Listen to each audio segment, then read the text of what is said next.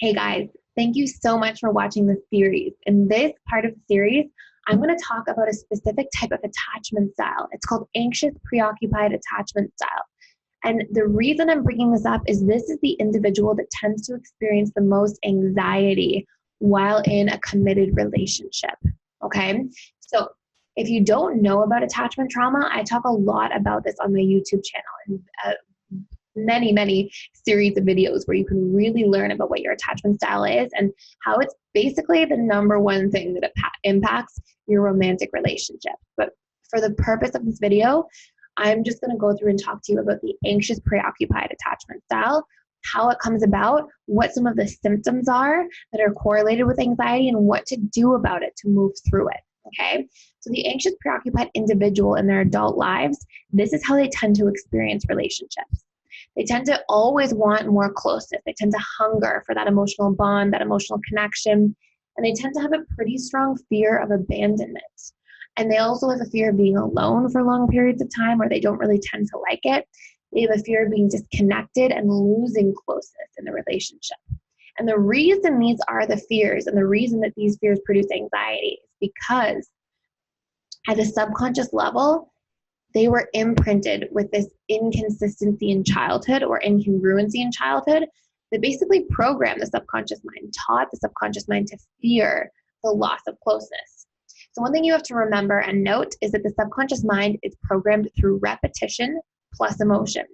So when mom and dad, let's say in childhood, are really warm, but then they're always working a lot and you're at home with a babysitter a lot growing up and you miss that close attachment bond that you have to your primary and secondary caregiver, that, believe it or not, a babysitter, even though they're great, they have a really hard time replacing the primary and secondary caregivers, especially at a very young age in early childhood. What happens is this inconsistency triggers this biological fear of abandonment for the child. And all this child learns is they hunger for the closest, they can't wait for their parents to come home. They see their parents, they feel relieved, they feel soothed, and then their parents leave and they spend a lot of the day sort of in this fear-based response, wondering, is the parent coming back? When are they coming back? Will they be home soon? And a lot of this anxiety gets triggered at the subconscious level for this child. And then it becomes a programmed response in the nervous system. And it's basically just a program waiting to be reactivated when this individual in their adult lives enters into a romantic relationship. So sometimes you'll see this individual, or if this is you, sometimes you'll feel a need to cling or hold on to, or you'll feel needy and really vulnerable when you're in a romantic relationship. You might feel like you don't want to soothe by yourself. You don't want to, make yourself feel better after a fight or a challenge, or if there's space. You only feel like your partner can do that for you. You might have a fear of being apart, or you might even experience codependent patterns. And one of the best things you can do, although there are many, is practice actively self-soothing. So think of it this way. You didn't get a chance in childhood to break that pattern. You didn't get a chance to learn to soothe yourself. You always were waiting on your caregivers to come back, to come home, and you were always fearing that inconsistency.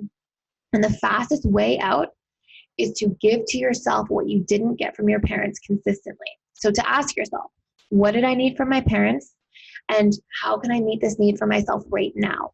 Or what do I need from my partner that I can't seem to get right now? If this is in your adult life and you want to do the work right now in your immediate present moment, then you can ask yourself, okay, what am I missing from my partner and how can I give this to myself? So a few examples of this are you might need reassurance or validation. And you can ask yourself, okay, if I'm really needing reassurance and validation, can I question this? Do I truly need this person to give this for me? Do I truly need my partner to give this to me? Am I okay if we spend a couple hours without speaking? Will I survive? How will I cope the next time we speak? Will I be okay? And you can work through the fear itself by basically just taking a good, hard look at it. And then what you can do is you can start validating yourself in other ways. So for example, if this person doesn't want to give me their time right now, I can take space. I'll move away from the situation if this person doesn't want to be with me. I'll be okay if I need to do that. I'm worthy of love. I have good qualities. I have a good heart. Okay. So what you're basically doing is, if the need is reassurance and validation, you're first looking at it like, do I truly need this only from my partner? And you're kind of questioning it and just really like seeing if this fear is something that's as severe as your subconscious mind is making it out to be. And then you're following this up by giving that need to yourself, that reassurance, that validation to yourself. Look for your good qualities. Look at why you're worthy of love. Look at why you're okay without a couple hours of communication if the person's not answering the phone. And why, a few more hours from now, or even if you don't talk for a whole day, you'll still survive. You'll still be okay. And what's really happening is we become needy and afraid when we feel disconnected from our own internal parent. And I know that sounds funny, but if there's no internal dialogue that you're giving to yourself, where you're giving yourself actual soothing, like validation, reassurance, calm, any of that, if you're not giving that to yourself because you weren't getting that consistently in childhood, and so your brain hasn't formed an ability to sort of master that programming and know how to give that to yourself when those fears come up, then we're going to feel more and more needy and more afraid, and we're going to try to get it from people outside of us instead of pausing, taking a moment, acknowledging what the fear is, and then giving ourselves whatever it is that we're not getting that outside of ourselves. And so when we meet that need for ourselves and we become our own internal parent, a lot of that anxiety will start to subside dramatically. So check that out. And then in this next video, I'm going to talk to you a little bit about general anxiety and how it comes about and what we can do with it. Thanks so much for watching this series.